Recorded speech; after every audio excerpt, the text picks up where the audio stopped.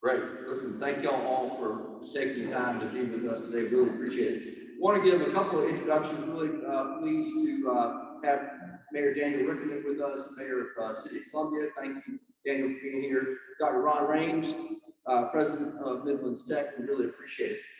We've got a bunch of very, very distinguished guests as well, but they'll come up and talk in just a minute. So with that,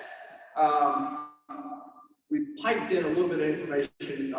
We've got one person on Zoom today. Delighted to introduce Suzanne Edwards, who is part of the chamber team. She's our DC lobbyist, and for a quick update from Washington. Suzanne.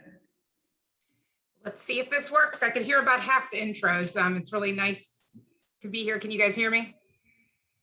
Hold on 1 second. We're going to turn the volume up. All right, let's try. I'll talk as loud as I can. How's that? Okay. All right. I have a PowerPoint that I'm going to show. It also walks through this information. Susan will send this out after the meeting as well, so you can take some time with it, digest, and if you have any questions, send them to me through Carl or Susan. As Carl mentioned, we've worked with the Chamber for almost 2 decades now, including through BRAC 2005, which many would still call the Midlands' biggest economic development win in recent history, and we are really proud to be a part of that.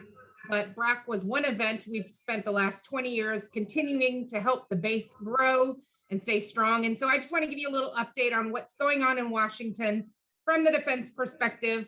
I'm not sure I'll be able to take questions, and I guess I can't take any in the chat, but I'm happy to take any for the record afterwards.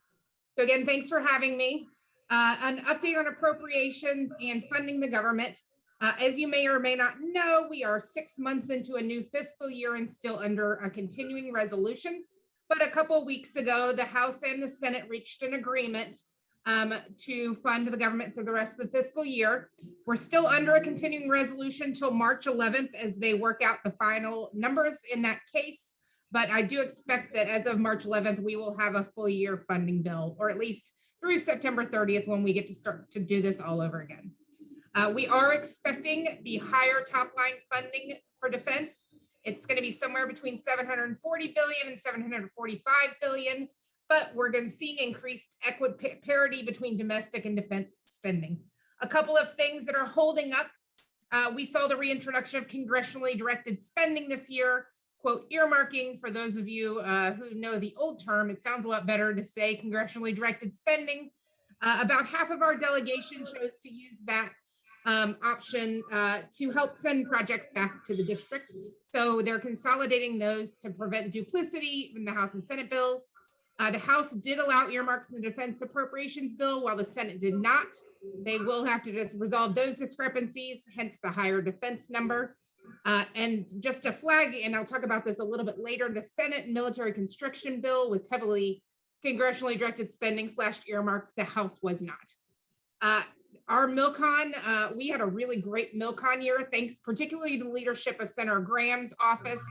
He aggressively and successfully added significant funding for bases in the state, including McIntyre and Fort Jackson. And just a snapshot of those of you who have been to this meeting before have seen some of these, but some of the pending successes are $34 million for the Reception Barracks Complex Phase 2, an additional $9.8 million for McIntyre F-16 Training Center, an additional $9 million for the hazardous cargo pad at McIntyre, an additional $21 million for a cost to complete issue at Fort Jackson for Reception Barracks Complex Phase 1. It was on what we call the Army's I call it the U for list, unfunded requirements list. And thanks to the delegation, we were able to pull an additional $21 million forward to finish this project, which is really, really helpful. There's an additional $120 million for the ERSIP project, Energy Resilience and Conservation Investment. This is a program we're going to keep an eye on going into the next fiscal year, as we think it's something that President Biden will continue to focus spending on, including in his across the government, quote, resiliency goals. There's also a big policy win in keeping Fort Jackson's cost completes, which we had a couple of them under what's called the WIP curve or the work in progress curve. This was a policy issue that we worked with the Army to help fix and kept us below the WIP curve while some other bases were not as lucky. There's also an additional $150 million to transform Army Guard readiness centers. And once again, we'll see how that shakes out once we see the final bill in a few weeks and report back on that. So thinking about 23, fiscal year 23, we're now about in the time of the year that we typically see the president's budget template released. DOD recently completed the final budget pass back to OMB about 10 days ago.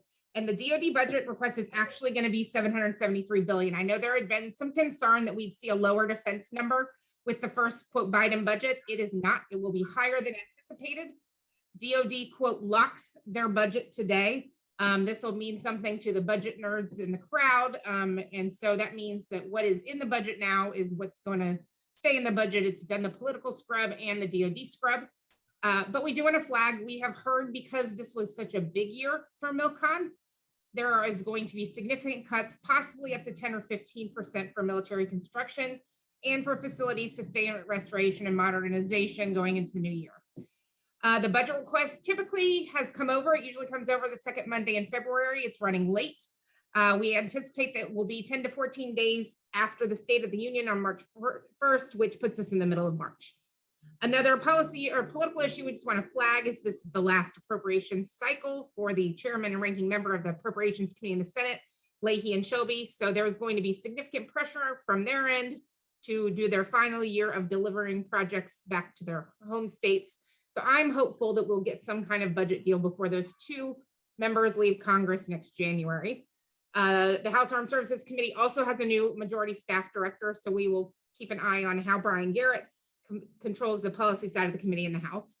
But putting calendar pressure on top of all of this is we have a Supreme Court nomination that the Senate needs to consider. And now is the time of year when the appropriations process starts in earnest. I do want to flag, and I think we've talked about this in meetings before, we are starting to see bipartisan infrastructure law, quote, Build Back Better money being sent back to the states. Now is the time to start competing politically at South Carolina DOT for off-base infrastructure improvements. You must have the support of SCDOT. I know there are some infrastructure improvements, including roads, bridges, water, et cetera, that we would like to see happen to enhance Fort Jackson. So we want to keep an eye on that going into the next few months. And then one more thing I just want to flag, and we'll discuss this more with the delegation, and I ask you to close hold a couple of these options, is looking. So here are some big options to get some money in a shrinking MilCon budget. One, MilCon is eligible for congressionally directed spending. So let's use this as we can with projects that are on the fight up. We had success for this in fiscal year 22. I'd like to see continued success in fiscal year 23 if possible. We need to look at opportunities in minor MilCon. The threshold right now is under 6 million and slightly higher for research and development facilities. This is also an area where congressionally directed spending can help. There is an authority called Section 2111 that uses operations and maintenance to do repair in place. You have to stay within the existing footprint, but it is using operations and maintenance dollars rather than MilCon dollars. And so that's a tool that we'd love to talk with base leadership about sharing. And then I just want to flag the Senate quote debuted using planning design dollars to pull projects forward on the fight up, the 5-year defense plan. As I said, the Senate debuted this opportunity. So what this does is by starting planning and design, it helps pull projects forward on the fight up that it may not have been their turn quite yet, but Congress is helping force the hand on that. Finally, I'm going to use this slide every time I talk to you guys, whether it's a future BRAC or future infrastructure cuts.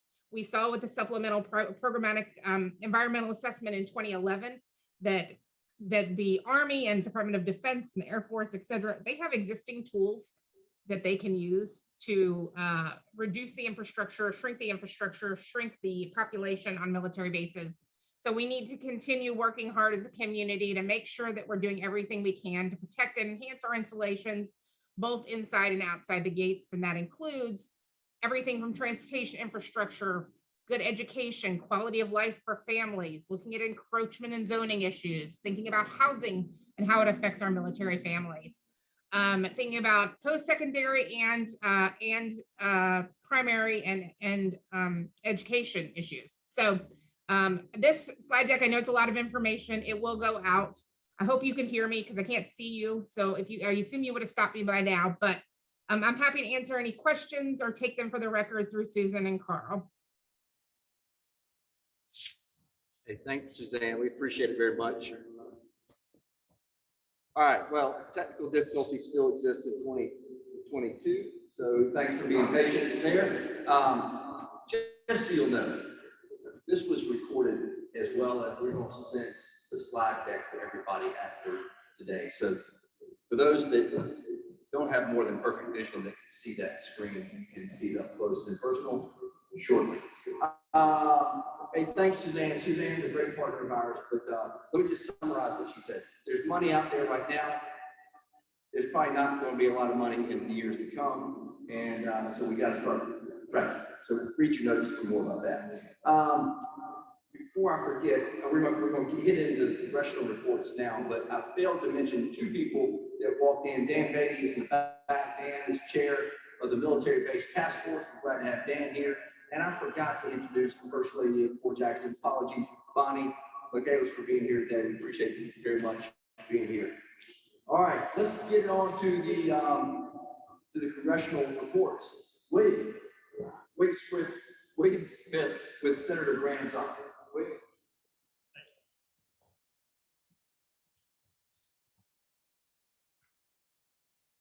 Good afternoon, everyone. I have a naturally loud voice, so this microphone is going to make it work. So, send everybody greetings from Senator Graham. Just returned back from a trip to Israel and into Exemption Unit Conference. There's continuing resolutions extended until 11 March. There's been an agreement between defense and non-defense numbers. That means that we may soon have a deal to move forward on FY 2022 appropriations to get a vote on the floor of the Senate. And right now, we're just still waiting for the budget to come out for FY 23 from the president. Other than that, that is all I have in this time. Great. Wait, thank you very much. Appreciate you being here. Thank you. Thanks for all the support from Senator Graham. Brianna Bateman with Senator Scott's office was supposed to be here. She could not. Last minute, she got called to the upstate. But thank her for her willingness to be here. Hillary Johnson with Congressman Clyburn's office.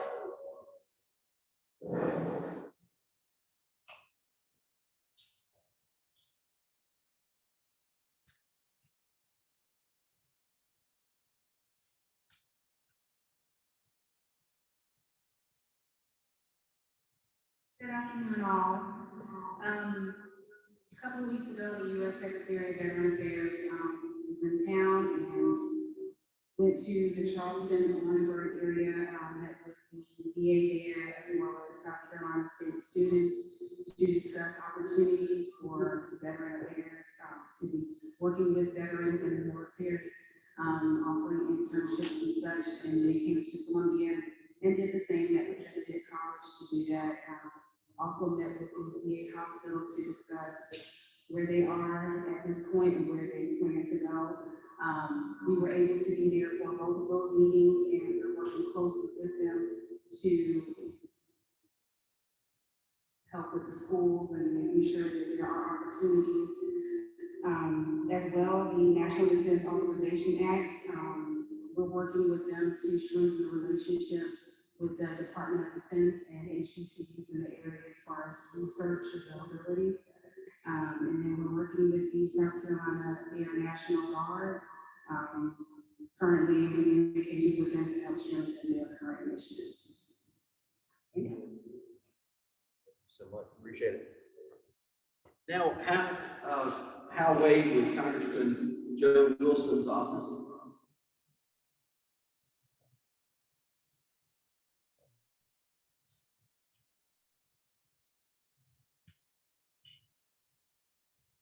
Good afternoon, everyone. Greetings from the congressman. He is over in Europe currently. He was at the unit conference, and now he's meeting with some other allies, just in light of everything that is going on over there, I also have a couple of things they asked me to touch on.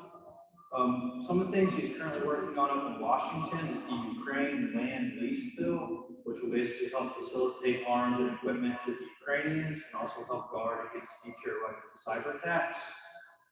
He is co-sponsoring HR 4730, which after successfully repealing the widow's tax, there's still some people stuck in a gap, so this should help get a new enrollment window as well as some other things. We're also working on improvements to the military's exceptional family member program, looking to really just strengthen and improve that. And so while we do not yet have FY 2022 appropriation done, he asked me to relay that they are very hopeful that an agreement has been reached on that. So if anyone has any other questions or our office is ever available to help with something, please feel free to reach out. Great, thanks, I appreciate it very much. All right, we got politics out of the way. Let's get, we got a great group of guests with us and proud to have the commanding officer of Fort Jackson, General Patrick McKay with us. General. All right, good afternoon, everybody. Good afternoon. All right, I'm trying to do good afternoon, everybody. It's because I need the mic, right? Yeah. All right, so my name is Pat McKay, son of an American soldier, currently stationed at Fort Jackson, South Carolina. And I cannot thank you all enough for the support you give to Fort Jackson, the 3,800 soldiers and their families, the 5,000 civilians and their families that live and work every day on Fort Jackson, and the 45,000 trainees that come through the gates of Fort Jackson and make that transformation from civilian to soldier. Fort Jackson was created with a $5,000 grant from the Chamber of Commerce here in Columbia, and now we put 2.3 or 6, I'm not quite sure what it is, billion back into the economy every year. We think that's a big deal. Hopefully you do too. So to Carl and Susan, thank you very much for hosting this.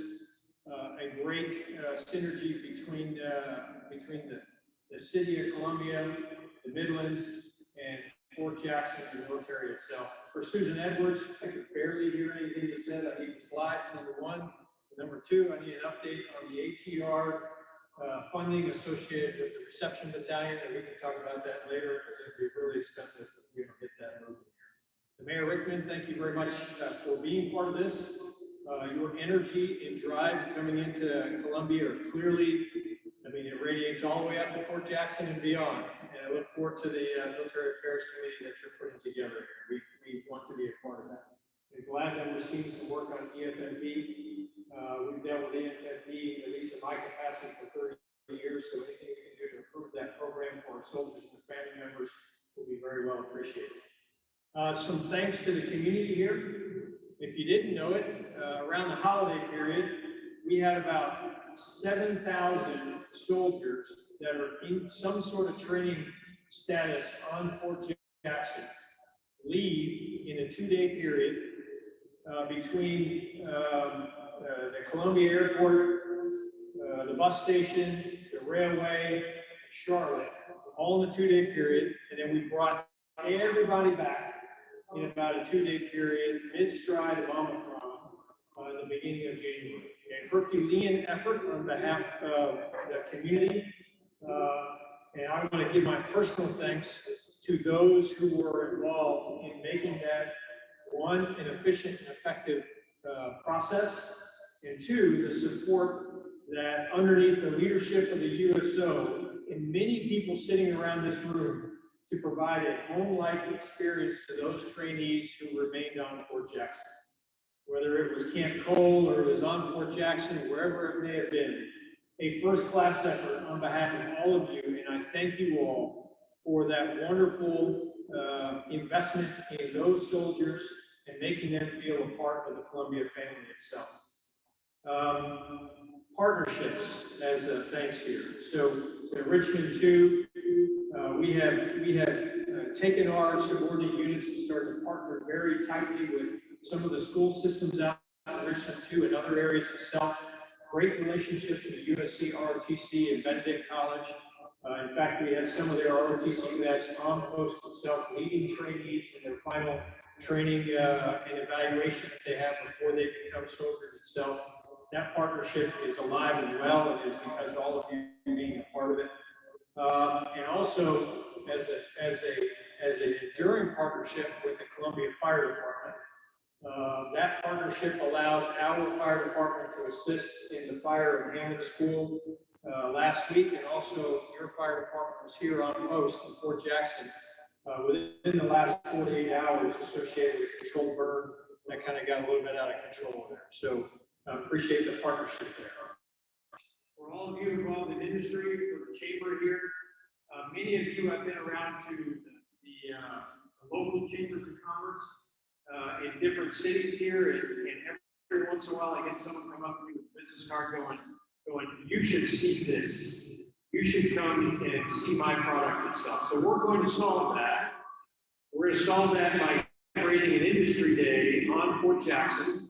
And that day will be the 12th of April in the afternoon. More details to come out. I'm getting a call from Susan to get that word out. But we want industry who's interested in investing in the Department of Defense, specifically when it comes to initial entry training, to come to Fort Jackson and tell us what they got, and help us define their requirements. So that's on the 12th of April. Another key piece of information for the community to know, and then we're going to pull in those who are involved in the news space itself, is we are going to hold what we call a full-scale exercise on Fort Jackson between the 16th and the 20th of May. What that entails is all of our emergency services, both from off-post and on-post, we're going to have as close to a real-world exercise as we can to be able to test our systems. And we're going to do it with about 5,000 family members that are coming to visit their graduates that come on post on a Wednesday and Thursday. So I'm putting the oar in the water now to let everybody know this is coming. So when you start seeing Facebook posts that says, hey, there's an emergency going on in Fort Jackson between the 16th and 20th, no, that's just me. We're just working on making sure that we're prepared for something that may actually happen and prepared for that. We're also really looking at our education center. I know Ron Range is here. We've got some folks that we're working with USC to really expand the opportunities for our soldiers and their family members, our civilians and their family members to get a world-class education centered in and around Fort Jackson itself. We're doing some local surveys to help out with that. Fourth, in terms of an update, the Army Museum, right, which is headquartered at Fort McNair, the National Museum of the Army. It's at Fort Belvoir. Their director has contacted me directly at Fort Jackson. We've got 4 museums of Fort Jackson. We want to condense them all in one location, and we want to call it the National Museum of the American Soldier. So we've got an initial tranche of funds associated with doing the Corps of Engineers work associated with that. And if any of you have been on Fort Jackson, know the Joey Mann Center. That's where we have our MWR Center there. That's what we're looking at right now to place that National Museum for the American Soldier. It'll take a little while before they play, but I'll tell you, South Carolina votes. The museum we have on post right now is number 4 in the state of South Carolina. I think that's pretty cool. A lot of people can't get on Fort Jackson. We got to figure out how to get them on there to see that. And then last, in terms of the allocation of the infrastructure bill, right? And so we're working with the Department of Transportation and our Department of Public Works on Fort Jackson to look at traffic studies in and around Fort Jackson itself, especially with the surge of activity that happens around Wednesdays and Thursdays, looking at how we readjust those traffic patterns. There is a planning team coming back to me here in the next few weeks to basically lay out a series of courses of action. We also really want to put the idea in the water that we look at the entrance to Fort Jackson. If you think about South Carolina in the Midlands, in Columbia, as being the gateway to the Army for 60% of the people that join the Army. They all go through the front gate of Fort Jackson. We want to make sure that gate represents that gateway to the Army and South Carolina in the Midlands itself. And finally, we're hiring. If anybody wants to be a lifeguard, I got a job for them. Come find me. Thank you all very much. Victory starts here.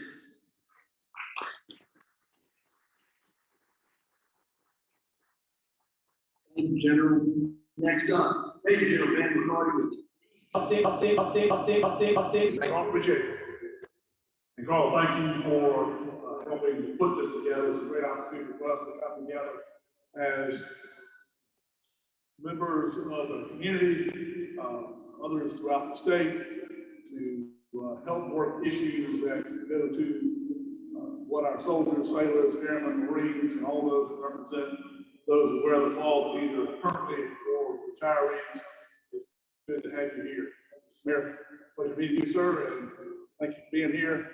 Members of our congressional delegation, thank you for what you're doing, for your presence here, and to all of us again, thank you. Just a quick overview of where your South Carolina National Guard is at today. Our op tempo is running pretty good at this point, and we're going to have a very busy year this year. We have about 320 soldiers currently deployed. Those are some deployed overseas and here in CONUS and CONUS. We expect overlapping FY 22-23 to have a total of about 1,700 deployed. So a pretty busy year for us. What that means is a lot of impact to the soldiers, airmen, and their families, to our employers, and that team works close together to ensure that we try to provide the services necessary and support necessary to ensure that our soldier, our airmen can go and do their job and feel good about their family being taken care of back home. And then our families here, knowing that their soldiers and airmen are properly manned, trained, and equipped to do the job that they're being asked to do. We are always excited about those opportunities, and just recently again saw the 133rd MB Company have a chance to fly out to Fort Bliss, Texas Sunday a week ago to see them all as they cross the big pond, and then the 108th Chem Company as they deploy out to Fort Bliss for a mission there. Budget priorities, our number one still remains the USC Aiken Dreamport. It's not listed in our budget legislation. I briefed to the House Finance Committee here, the House Ways and Means Finance, just a couple of weeks ago.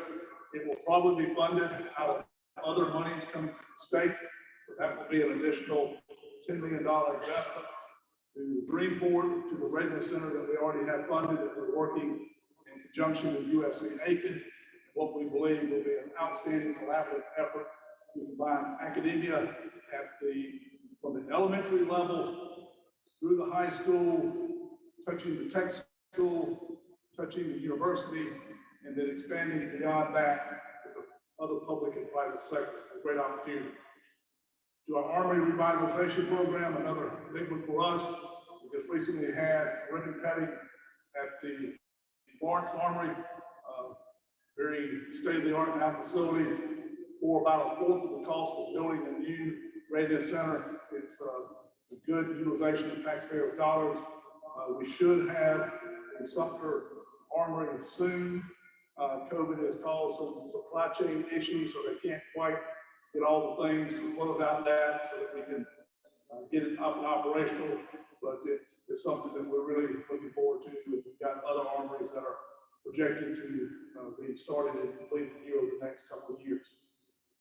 Certainly our budget this year is aggressive, but we are looking to face the demands that the current environment has brought to us, and I'm confident that our General Assembly will help us meet those needs. One of our main legislative priorities is one that's in conjunction with what the governor has stated in his executive budget, his state of the state, and that's full tuition for members of the National Guard. That is in two parts, a recruiting and a retention tool, be able to offer that to our young men and women who look for the opportunity to serve in the National Guard. It would raise the lifetime cap of what you can use in that from $18,000 to $22,000, with a raising of the annual cap to $5,500. Good thing there for us if we're able to get that. We We've got an event coming up here, Military Day at the State House, on March the 30th. We have done something similar to this in the past. It's where we have an opportunity to recognize our soldiers and airmen here. However, with some COVID restrictions, we're not able to get into the chamber of the Senate for that, so we're going to do it outside. There will be some static displays and opportunities for members of the General Assembly to come out and recognize those. I believe Secretary Grimsley will be there to make some comments on just general veteran-related issues and priorities from his seat as the Secretary there. I'm going to hold all things McIntyre from Quadri, and just a moment he'll step up. We're very excited though, we should be receiving the first 5 Echo model Apaches somewhere mid-March. We'll be receiving a complement of 24 state-of-the-art Echo model Apaches over the rest of the year. We're going to have a ribbon cutting ceremony. We'll have both state and federal dignitaries there, and we should see something out, and the general public will be somewhat invited out to that event also. So if we have an opportunity, that would be tentatively scheduled for March 31st. We're still having to wait for the actual birds to arrive, but we had to go ahead and put a mark on the wall and get them on people's calendars. South Carolina will be the first National Guard unit in the nation to receive the Echo model, a testament to what our aviators and the Army Air side have done. As you know, we fly all of the rotary wing aircraft that the Army has, the Chinook, the Black Hawk, the Apache, and the Lakota. We have a meeting, well, we had a meeting last week with our DoD installation partners around the state out of the Emergency Management Division. That's an opportunity that we use each year to reinforce what I heard said by General Kalis just a little bit ago, and we hear said all the time, relationship building. At the time of an event, hurricane, winter storm, or whatever it may be, the last thing you want to be doing is making those introductions to who you're working with. Great meeting there, and we, as we do each year, we synchronize our efforts to ensure that we can work those issues and those priorities as we have an opportunity tomorrow to meet with South Carolina Military Caucus, both in the House and Senate. We'll have a chance to go over our budget priorities for the year and to discuss with them things that are all guard related. It's always good to have an opportunity to meet with those folks. These are members of the General Assembly that either have a military background or have a strong interest in supporting the military, and we appreciate what they do each and every day to help us carry that important message forward for us. And in closing, just say that, again, on behalf of the employees of the Military Department of South Carolina, it is more than just the National Guard. It is our State Emergency Management Division. It's our State Military Museum. It is our State Guard. It is our State Youth Challenge Academy. All those employees work each and every day to do things that help support what our primary mission is the Combat Reserve of the Army and the Combat Reserve of the Air Force. And I am proud to have the opportunity to work with those folks. And again, thank you for being here today. I appreciate what you do to help support that mission.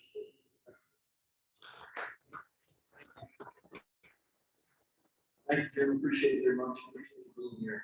Yeah, it's my pleasure. He's the newbie on the floor today, but Colonel Quadri, the 169th Fighter Unit Commander. Colonel? Yes. So good afternoon, everyone. It's a pleasure to be with you in person, and thank you, Paul. Thank you, Susan, for the opportunity of getting us all back together, and thank you to the community for all the support that you give all of us. Regardless of branch service component, is unbelievably appreciated and impactful to all of the service members. Mr. Mayor, thank you for coming. Looking forward to our sit down in the next couple of days, and to the congressional staff as well. We have been at the inside of the South Carolina Air National Guard, kind of talking about all of the budget things and the implications of what the new national security posture of the United States means, what it is, how the department, how the Air Force is going to capture that. That has real lasting implications that probably aren't overly positive, without active engagement. And both senators, Congressman Clyburn and Congressman Wilson, have been very generous with the staff time and their influence to helping us keep and continue the South Carolina National Guard as a relevant, capable fighting force, and appreciate that as that effort continues. This year, some good news this year for the South Carolina National Guard is our 75th anniversary. So we'll have multiple events throughout the course of the year, kind of a year-long celebration for our 75th anniversary as an Air National Guard. I'll pause on my Army jab there, right?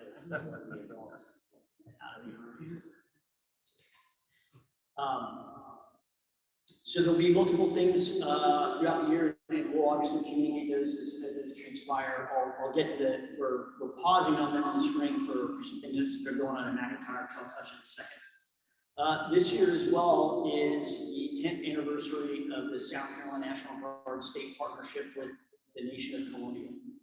So we'll have multiple engagements at very high levels with our Colombian Air Force counterparts, our Colombian dignitaries, both here inside of Columbia, South Carolina, and then several of us will travel to Bogota and other places in Colombia this year to kind of celebrate that partnership and as we continue to grow out that over the course of the coming years.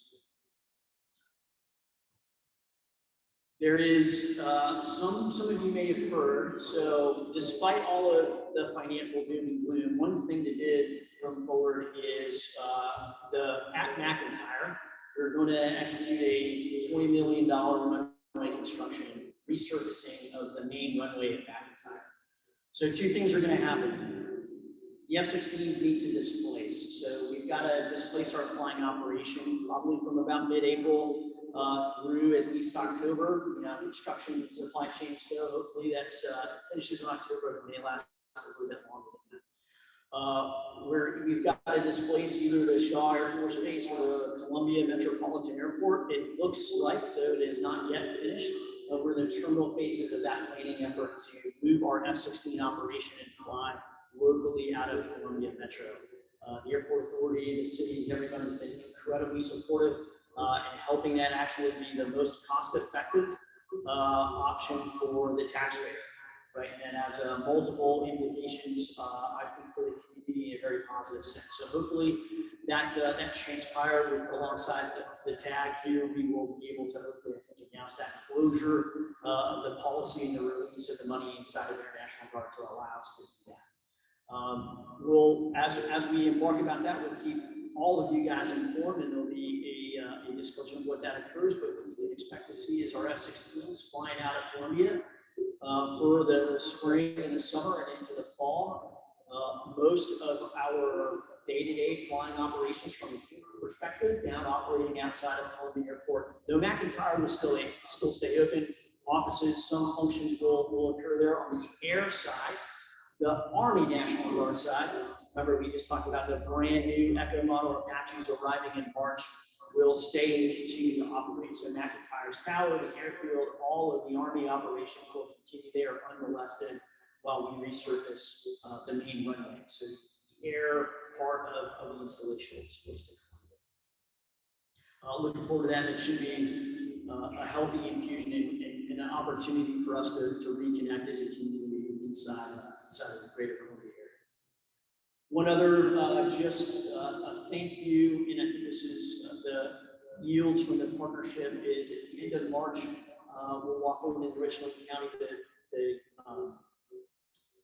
The land use code rewrite is coming up for discussion as you may be tracking, and very much appreciate and express that appreciation for the military protection zones that are now part of that based on the planning sequences.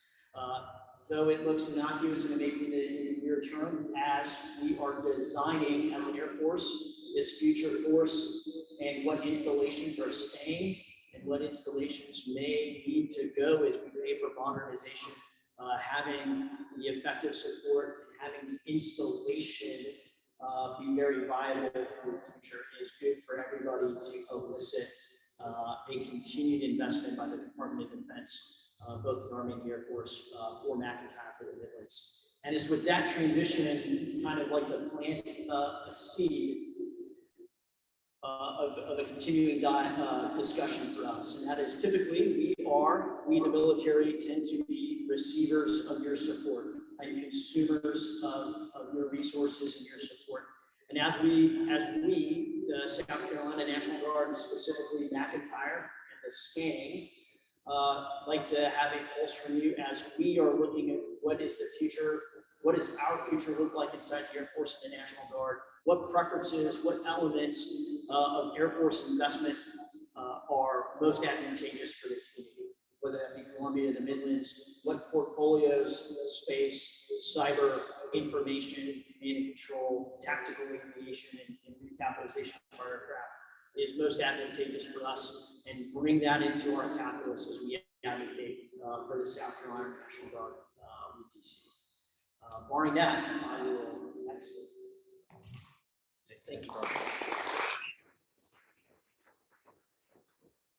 Thank you very much, Carl. That's good stuff. We're going to be able to utilize a lot of, there's a lot of opportunity here in Columbia for folks to see more planes landing at CAE. So thank you very much. Columbia Recruiting Battalion, I'd like to introduce Major Scott Lockridge. Thank you very much for being here.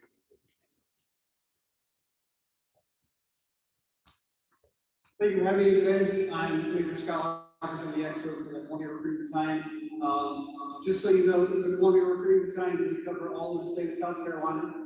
We cover North Georgia, around Augusta and Fort Worth, and also Asheville, pretty much over to Charlotte. So everything that you guys do helps us get into the community. And as part of that, the Army right now, they have a program going on called March to Service, from 21 to 22 March, which will be, we're going to have senior leaders that are going to go out into the community, go back to where they came from, and they will actually engage community partners, local politicians, anybody in the school districts to help share their story. And then in April, from April 18th to the 29th, we're going to have Army and Service. And that's what we're going to call on you guys, the community partners, anybody in the industry that has served to help share your story and how the Army has benefited you. So that being said, we have 6 companies, 31 stations, 245 recruiters. The more support that we can gain from the local community helps us spread that message. I know there's a lot of people in this room that have that experience, that the Army has done great things for them, whether it was 1 tour or 20 years, and it's amazing who you are today. So Lieutenant General Gervais, the Deputy Commanding General of TRADOC, will be here next week through the 11th of March in the area. She's local to the Greenwood area. She went to the Greenwood High School, Lander University. So we're going to get her up there to talk about her experiences and how the Army benefited her. She's also going to be all over the Columbia footprint during that time. We talked about domestic experience, and she set up some things. She's going to be at the USC Clemson baseball game, turn on the first pitch. We're going to put shoulders square in. We've got a couple of paid opportunities that are coming up to develop those relationships. She's visiting some of the high schools in the area. I know that we're working with Richland, Lower Richland, and also a lot of the high schools in the Greenwood area. So anything you guys can do to help us during this time, that'd be great. Recruiting efforts in the Army, it's very hard out there right now. I'm not going to sugarcoat it, just like it is for the rest of the economy. I know Mr. Schwed is going to talk about that a little bit later, but getting the message out to our population that the Army is here, they can benefit and they can make them better Americans. That's what we're here doing this. Thank you very much. Appreciate it. Great. Now I'd like to introduce Dan Weitzman with the South Carolina Department of Veterans Affairs. Thank you, Carl. Thank you, Susan, for putting this together. So my name is Dan Weitzman, and I'm the Regional Integration Officer for the Midlands, the South Carolina Department of Veterans Affairs. So appreciate the couple minutes to talk about some of the initiatives we have going on at the state level. The first one is the Palmetto Pathfinder. And the purpose of the Palmetto Pathfinder program is to provide mentors to service members in transition by providing a resource referral and social connection system. The Pathfinder provides a human-to-human connection to assist veterans who are transitioning into civilian life here in South Carolina. To be a Pathfinder, you have to be a veteran with an honorable discharge and complete a 4-day training program. So if you'd like to be a Pathfinder or you know a veteran who needs a mentor, please let me know. As part of the resource referral we have with the Pathfinder to help give them the tools they need with organizations, we have another initiative called Combined Arms Tracker. With Combined Arms Tracker, we're building a community of resources for veterans, spouses, and their family members with a single point of entry. Our goal is to organize federal, state, local agencies, profit, nonprofit organizations with a one-stop shop and no wrong door approach. Veterans and their family members will be able to access Combined Arms Tracker through their smartphones and connect to veterans services that they may need in seconds. We've already started rolling out the Combined Arms Tracker in upstate region, in the low country, kind of test pilot, to see how things work, make some adjustments as we need. We'll roll it out here in the Midlands around June timeframe this year, along with the PD region as well. The last thing I'd like to mention is the military retirement exemption pay, and no real big updates other than it's moved to the Senate Finance Subcommittee. More to follow on that. All right, thank you.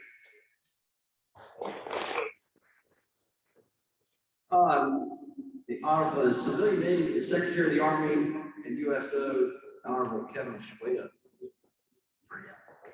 I'm going to start off with the heads up with the USO. The USO is doing amazing things. I guess I would start by thanking the mayor for coming. The mayor, on behalf of a whole lot of people, we hope this is just the first time. We hope to see you out here regularly whenever your schedule is supported. It makes a difference when you get that level of community support. With regards to the USO is doing amazing things. They have had over 250,000 touch points last fiscal year, which is amazing given the size of their staff. Number-wise, they've had almost 100% increase of that touch point over year 2020 and a 63% over 2019. And it's just the exact opposite with volunteers. They've had only a 26% increase when they're performing 100% increase in services and a 50% decrease over 2019. What am I saying is as their requirements start to get larger, they're going to need more volunteers. You would talk to people that can talk to Joni or Katie to get them focused as they get back to normal, which looks like right now the May of 2022 timeframe. On the positive side, we're opening a new USO at U.S. Coast Guard Base Charleston, groundbreaking mid-March and opening in June of 2022.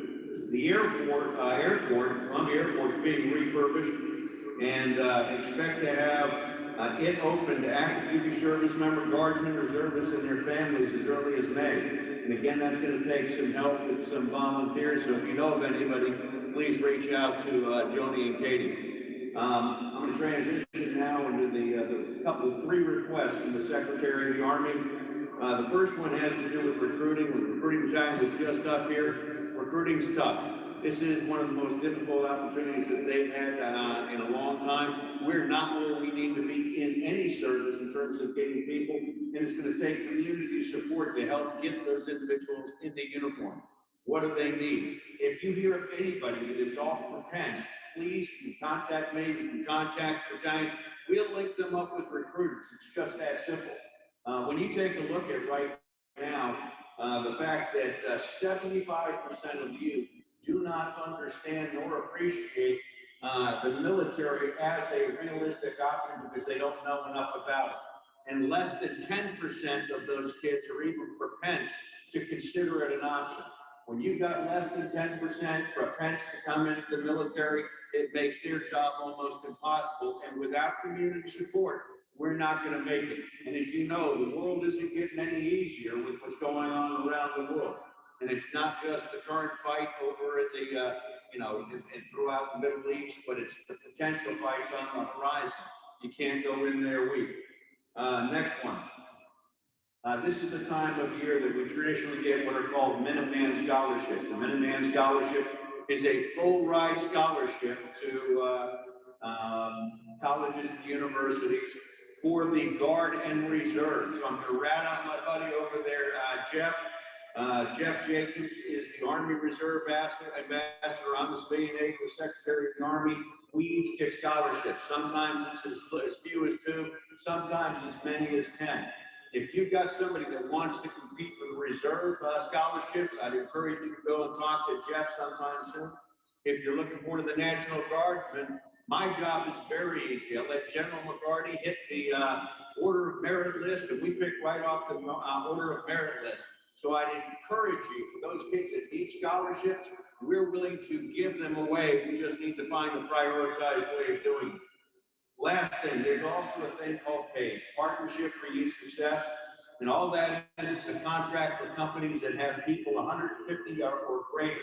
And all you're saying is when a soldier comes into the military to contract, if you're a company that's 150 people or greater and you contract with a kid, you just provide him or her an opportunity to interview for any jobs that you have available that they qualify for.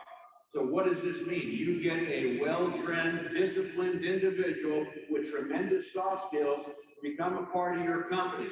If you're interested in that program, again, see the recruiting battalion, but we'd love to open it to anybody that has a group of 150 or greater. Thank you. Thank you very much. Great.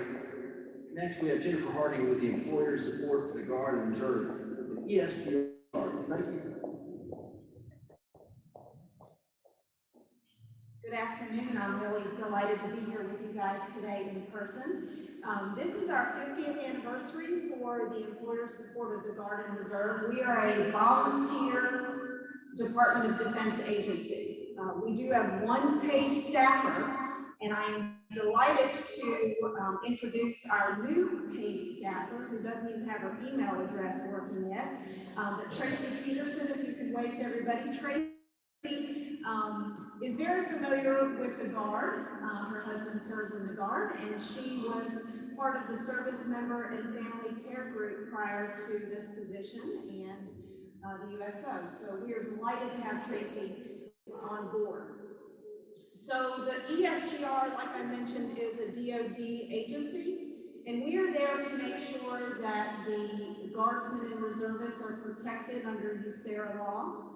They serve not only the military, but they serve a civilian employer, and they have responsibility to their families. So they have a lot going on.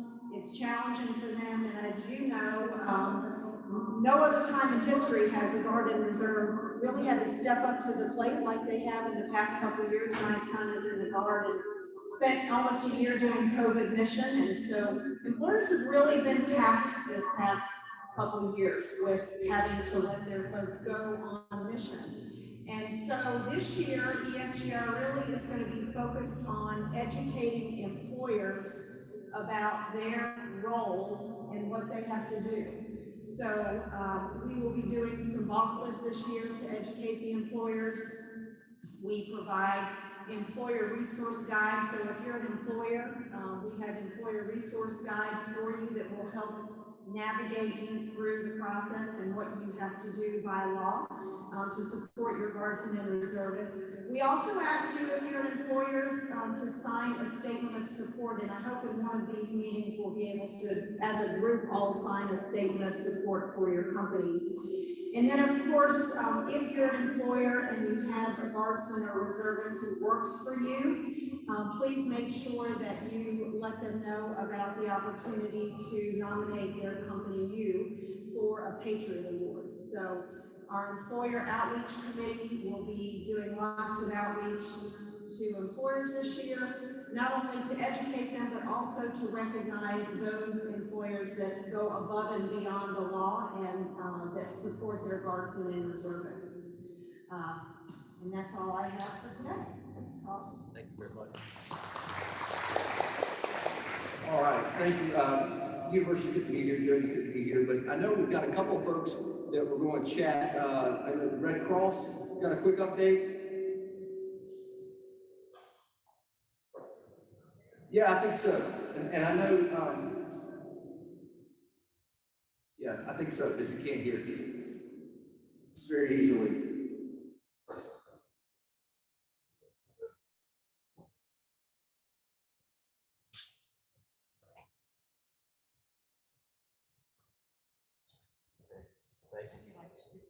That's okay, it's a long hike.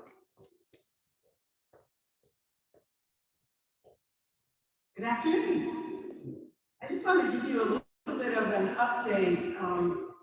We have a very small but mighty team in South Carolina. We only have 3 service to armed forces staff members.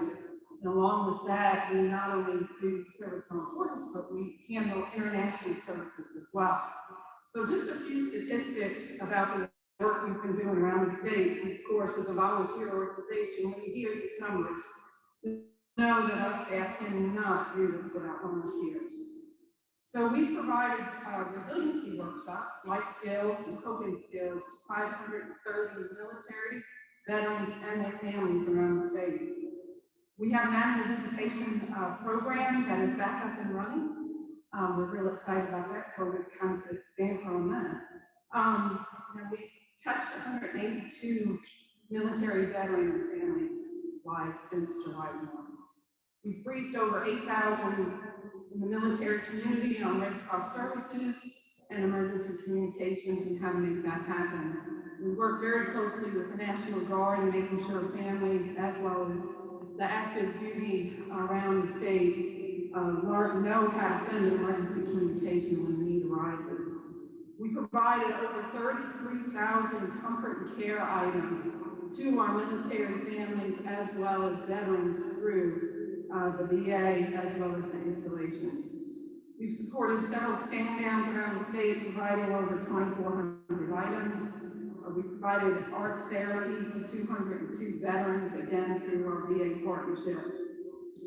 We helped 3,652 military and veteran families that have had emergencies or critical care needs, again, just since July 1. And on behalf of those cases, we provided 9,442 services and have helped initiate over $81,000 on behalf of the Military Aid Society. So thank you very much. We've been busy. Thank you very much. Thanks to the Red Cross. I know y'all have not been tracking. There is a national blood shortage, so if y'all are so inclined, stop by their office and donate a pint, would be great. All right, with that, we had a lot of information today, and I want to publicly thank our sponsor, Dominion Energy and Blue Cross Blue Shield, and also Nancy Smith with the State Fair for having let us come out and use her facilities. We really appreciate this there. To all of y'all, again, thank you for being here. Feel free to mix and mingle after this. I know we tried to rush it, but we're trying to be respectful of everybody's time, but there was a lot of information. Again, we owe you the PowerPoint, and we'll get that to you as soon as we can. Sorry about the technical difficulties. But anyway, to our military, thank you for your support, and thank you for all you do for our community. Y'all have a great day. We'll be back here on the back of the calendar. We'll be back here Tuesday, May 24th. We'll see you then. Thank you.